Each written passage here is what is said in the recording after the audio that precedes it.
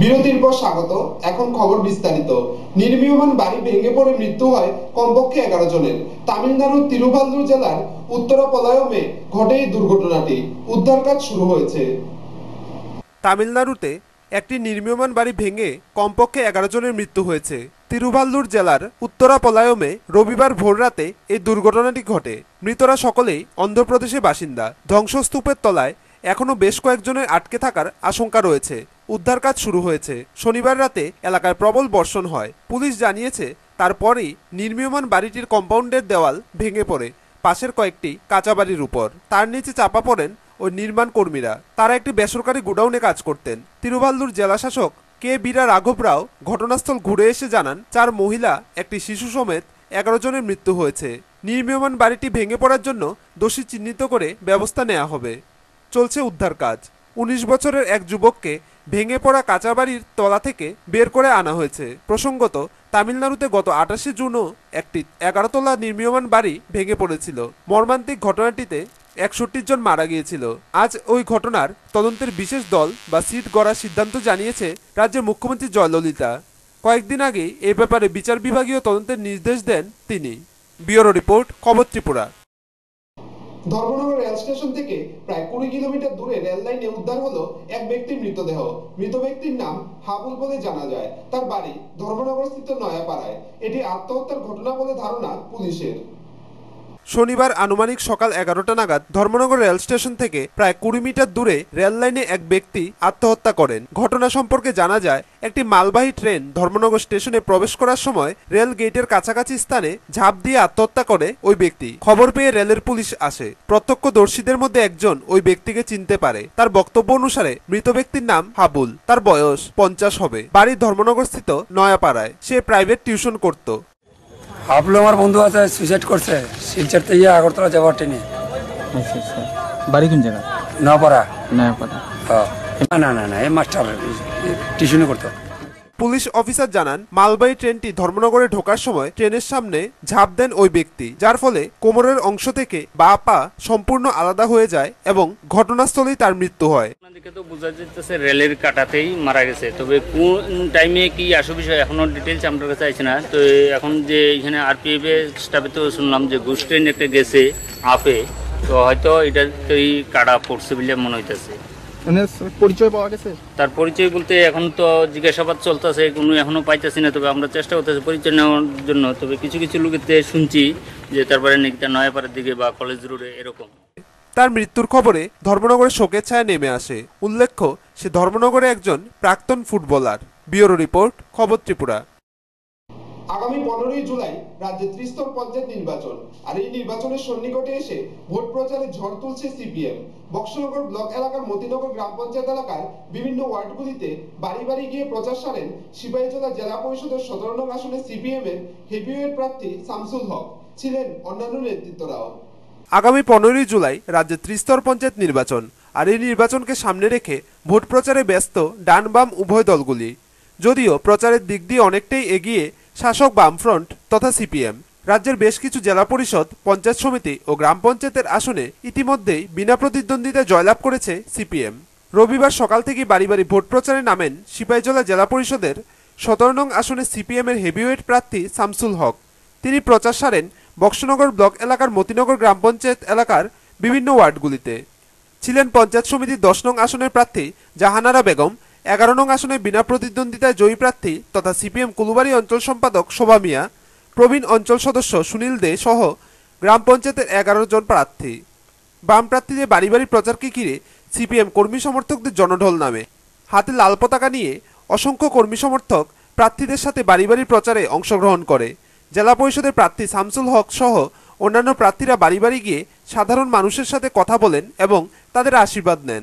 প্রচারের ফাঁকে জেলা পরিষদের প্রার্থী শামসুল হক জানান, এবার নির্বাচনে বক্সনগর ব্লক এলাকার স্বাধীনতার পর থেকে যে সমস্ত গ্রাম পঞ্চায়েতগুলি কংগ্রেসের দখলে ছিল, এই সমস্ত পঞ্চায়েতগুলিতে এবার মানুষ পরিবর্তন করবেন। মানুষ বামফ্রন্টকে এই পঞ্চায়েতগুলিতে ক্ষমতায় আনবে বলেও তিনি দাবি করেন।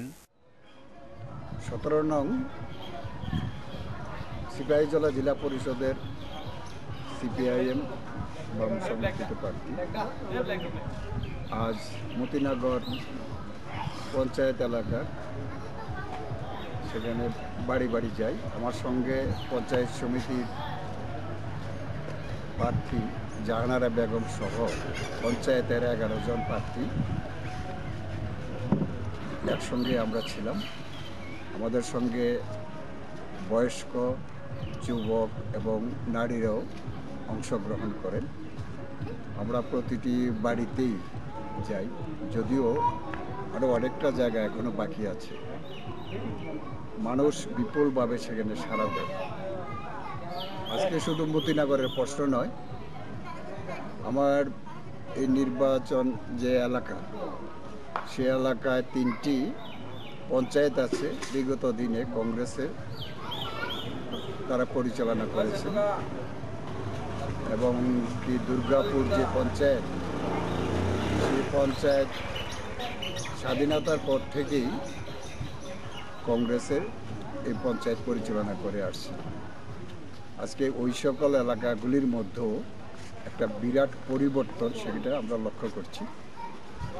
ওই দুর্গাপুর এলাকায় শুধু আমাদের সিপিএমের ভোটই না বা বামফ্রন্টের ভোটই না, সেখানে যারা বিভিন্ন সামাজিক বিভিন্ন কাজকর্মের সঙ্গে যারা যুক্ত, বিগত দিনে এই সকল লোককে উপেক্ষা করেই কংগ্রেস এই পঞ্চায়েত পরিচালনা করেছেন। কংগ্রেসের মুষ্টিময় 2-3 জন দ্বারাই সেই পঞ্চায়েতরা পরিচালিত হয়। এতে এলাকাবাসী প্রচণ্ড ক্ষিপ্ত হয়। মানুষ ওই এলাকার মধ্যে দুর্নীতি এবং স্বজন পোষণের প্রশ্ন সেখানে তুলেছেন, এবং ওই সামাজিক যারা পরিচালনা করেন বিভিন্ন সামাজিক অনুষ্ঠানের সঙ্গে অঙ্গাঙ্গিভাবে যুক্ত, যারা এই দুর্গাপুর গ্রামের সুখে দুঃখে যারা দেখেন, আজকে তারাও বলছেন যে বামফ্রন্টের শান্তি, বামফ্রন্টের গণতন্ত্র, বামফ্রন্টের উন্নয়ন, এই স্বার্থে ওই এলাকার মধ্যে পরিবর্তন করা উচিত, এবং বামফ্রন্টের পক্ষে তথা সিপিআইএমের প্রতীকে যারা ওই পঞ্চায়েত এলাকা যারা লড়াই করছেন তাদের জয়যুক্ত করার জন্য ওনারাও আহ্বান করেছেন। হাতে সেখানে চলে আসবে এই নির্বাচনে, এবং এনসিনগর আড়ালিও একটা দারুণ সারা সেখানে আছে। এই পঞ্চায়েতগুলিও আমাদের পক্ষে আসবে, এটা আমার দৃঢ় বিশ্বাস। এছাড়াও তিনি বলেন, তার নির্বাচনী ক্ষেত্রে যতগুলি পঞ্চায়েত রয়েছে সবগুলি এবার সিপিএমের দখলে যাবে। তিনি তার এবং তার দলীয় প্রার্থীদের জয়ের ব্যাপারে 100% আশাবাদী। এই আমার যে নির্বাচন এলাকার মধ্যে যারা বিভিন্ন সামাজিক কাজের সঙ্গে যারা যুক্ত, যারা বিগত দিনে আমাদের সঙ্গে যারা ছিলেন না, তাদেরও একটা বিরাট অংশ সেখানে আমাদের সঙ্গে এসেছেন, আমাদের নির্বাচনী কাজে সহায়তা করছেন। আমি আশা করব এই যে নির্বাচনের এই যে কয়েকটা দিন বাকি, এই দিনগুলির মধ্যে আরও ব্যাপক অংশের মানুষ আমাদের সাহায্য করবেন, এবং একটা রেকর্ড সংখ্যক ভোটে এই কেন্দ্রের মধ্যে আমি ব্যক্তিগতভাবেও সেখানে আমি জয়যুক্ত হব, এবং এই এলাকার একজন আমাদের পঞ্চায়েত সমিতির প্রার্থী শুভা মিয়া তো 11 নম্বর আসনে বিনা প্রতিদ্বন্দ্বিতায় সেখানে জয়লাভ করেছেন, এবং অন্যান্য যারা এখনও প্রতিদ্বন্দ্বিতা করছেন তারাও সেখানে জয়যুক্ত হবেন, এবং সবগুলি আমার নির্বাচন এলাকার মধ্যে যতগুলি পঞ্চায়েত আছে সবগুলি সেখানে বামপন্থীরা সেখানে জয়যুক্ত হবেন, এটা আমার দৃঢ় বিশ্বাস। এবং এই কাজে আপামর জনগণ, বয়স্ক অভিভাবক, যুবক, ছাত্র এবং আমার মা বোনেরা এতে সাহায্য করবেন। তবে রমজান মাস ও প্রখর রোদকে উপেক্ষা করে এদিনের প্রচারে কর্মী সমর্থকদের উপস্থিতি ছিল লক্ষণীয়। রতন দাসের রিপোর্ট, খবর ত্রিপুরা। নিয়ে নিচ্ছে ছোট একটি বিজ্ঞাপন বিরতি।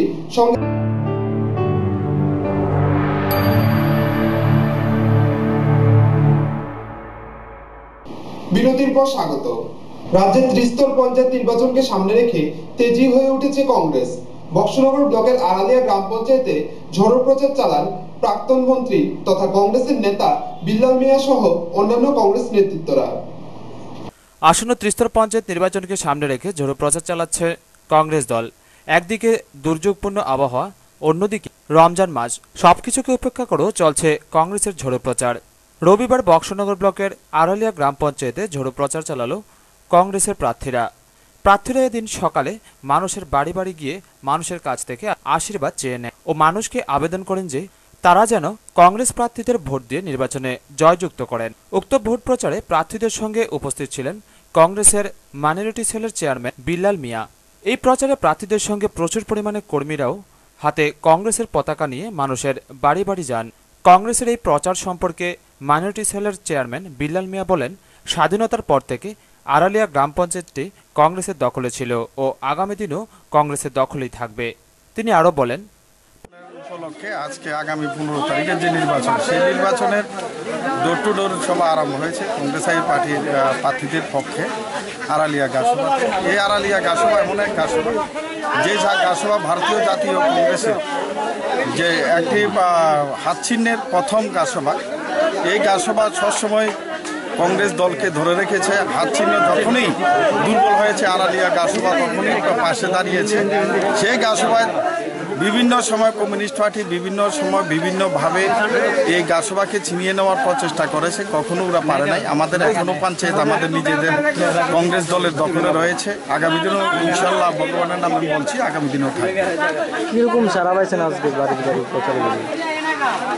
আড়ালিয়া গাছসভা কখনো কমিউনিস্টের হাতে ছিল না, যখনই চক্রান্ত করে বিভিন্ন সময় নিয়েছে। 6 মাসের জন্য কখনো পারে নাই, আগামী দিনও পারবে না ইনশাল্লাহ।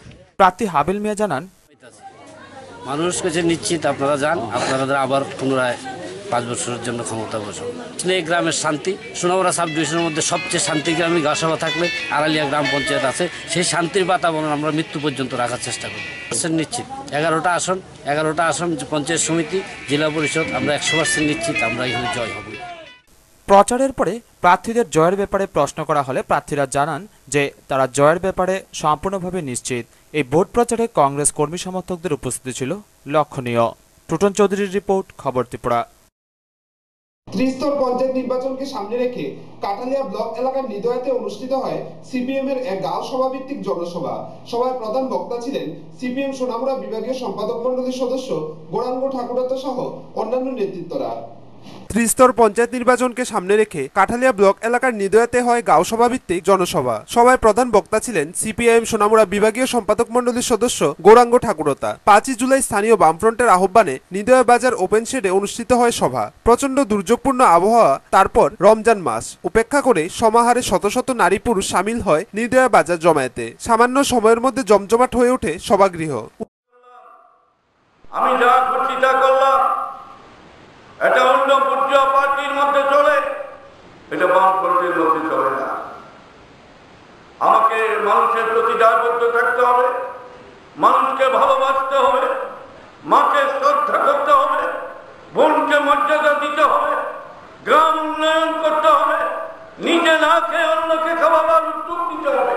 এই যদি আমি করতে না পারি, আমি কিসের কাজ করব? আমার ভিতরে থাকতে হবে মায়া, মমতা, শ্রদ্ধা, ভালোবাসা।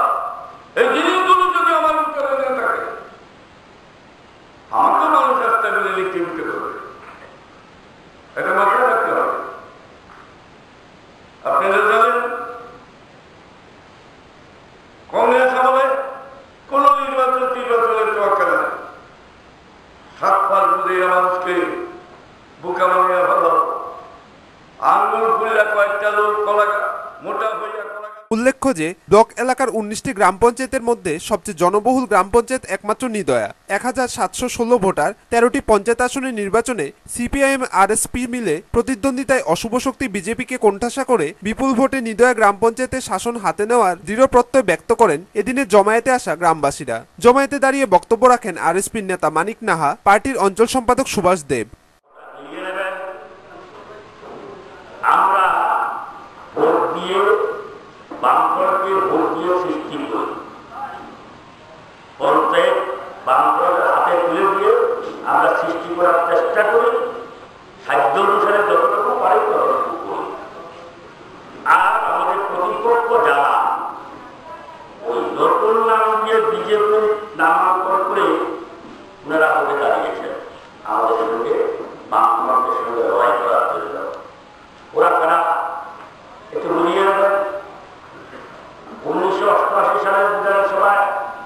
লিডিং করেই হোক, জোর করেই হোক, যেইভাবেই হোক ক্ষমতায় আসার পরে মন্ত্রিসভা সিদ্ধান্ত নিয়ে ত্রিপুরা নির্বাচিত।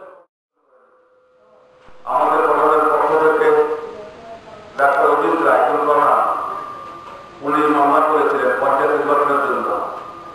পরবর্তী সময় তাকে খুন করা হয়, মামলা করল না।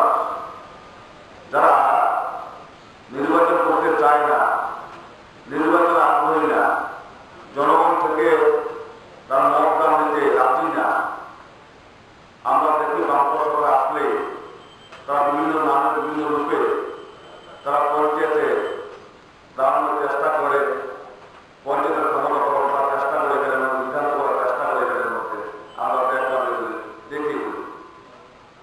আমরা যখন কথা বলতে যাই, কিছুদিন আগে কথা বলতে গেলাম। নারায়ণ বৈদ্যের রিপোর্ট, খবর ত্রিপুরা। ত্রিস্তর পঞ্চায়েত নির্বাচনকে কেন্দ্র করে প্রচার কর্মসূচি চালিয়ে যাচ্ছে সিপিএম। কাঠালিয়া ব্লকের অন্তর্গত বেজিমারা গ্রাম পঞ্চায়েতের বাম কর্মী সমর্থকরা পঞ্চায়েত এলাকায় এক বিশাল বাইক র্যালি সংগঠিত করে। রাজ্যের ত্রিস্তর পঞ্চায়েত নির্বাচনকে কেন্দ্র করে প্রায় প্রতিদিনই কোনো না কোনো প্রচার কর্মসূচি চালিয়ে যাচ্ছে বামফ্রন্ট। যদিও অন্যান্য রাজনৈতিক দলগুলির তুলনায় নির্বাচনী প্রচারে অনেকটাই এগিয়ে বামফ্রন্ট। আর এই পঞ্চায়েত নির্বাচনকে কেন্দ্র করে নির্বাচনী জনসভাকে সাফল্যমণ্ডিত করার লক্ষ্যে এক বিশাল বাইক র্যালি সংগঠিত করল কাঠালিয়া ব্লকের অন্তর্গত বেজিমারা গ্রাম পঞ্চায়েতের কর্মী সমর্থকরা। রবিবার বিকালে পঞ্চায়েত এলাকায় অবস্থিত সিপিআইএম পার্টি অফিস প্রাঙ্গণ থেকে শুরু হয় বাইক র্যালি। সেখান থেকে র্যালিটি সম্পূর্ণ পঞ্চায়েত এলাকা পরিদর্শন করে সমাপ্ত হয় সিপিআইএম বেজিমারা পার্টি অফিস প্রাঙ্গণে। দলের এই প্রচার র্যালিতে নেতৃত্বদের মধ্যে উপস্থিত ছিলেন দলের সোনামুড়া অঞ্চল সম্পাদক ওহিদুর রহমান, দলের বিভাগীয় সদস্য অধীর ভৌমিক সহ অন্যান্যরা। উল্লেখ্য, মূলত আগামী সোমবার বেজিমারা গাঁওসভায় দলের নির্বাচনী জনসভাকে কেন্দ্র করে এই প্রচার র্যালি। এ সম্পর্কে দলের সোনামুড়া অঞ্চল সম্পাদক ওহিদুর রহমান জানান, পঞ্চায়েত নির্বাচনের বামফ্রন্টের সিপিআইএম প্রার্থীদের বিপুল ভোটে জয়যুক্ত করার লক্ষ্যে আগামীকালকে বেজিমারাতে গাঁওসভা ভিত্তিক জনসভা অনুষ্ঠিত হবে। তাকে সাফল্যমণ্ডিত করার লক্ষ্যে আজকে প্রচার বাইক মিছিল সংগঠিত হয়েছে। এই প্রচার মিছিলে আমরা লক্ষ্য করেছি দারুণ সাড়া। এমনিতেই বেজিমারা পঞ্চায়েত কংগ্রেসের দখলে ছিল।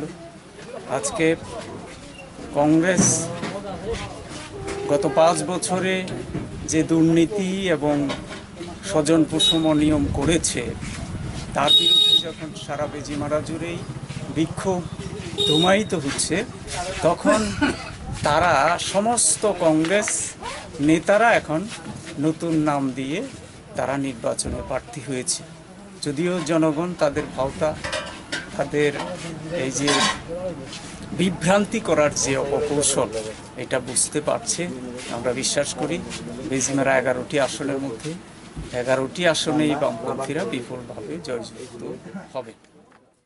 এই প্রচার র্যালিতে দলের কর্মী সমর্থকদের উপস্থিতি ছিল লক্ষণীয়। টুটন চৌধুরীর রিপোর্ট, খবর ত্রিপুরা।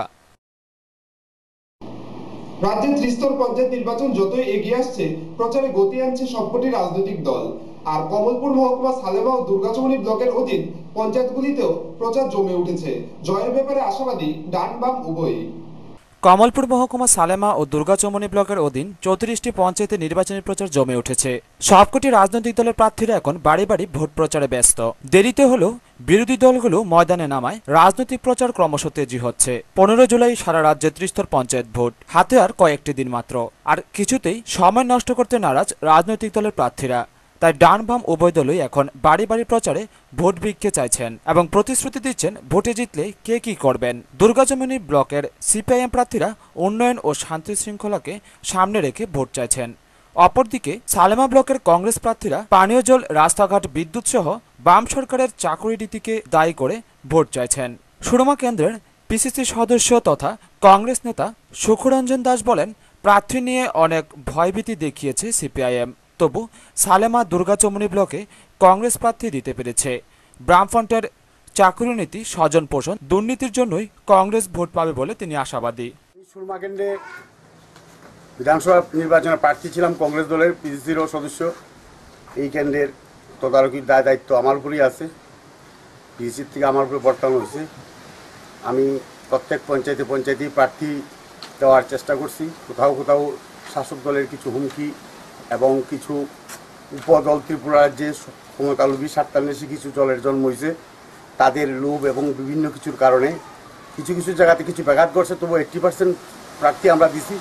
আমার বিশ্বাস সিপিএমের দুর্নীতি, জলের সমস্যা, বিদ্যুতের সমস্যা, রাস্তাঘাটের সমস্যা এবং স্বজন পোষণ সব কিছুর বিরুদ্ধে এবার জনগণ রায় দিব। অপরদিকে সিপিআইএম বিলাসছড়া পঞ্চায়েতের স্থানীয় নেতা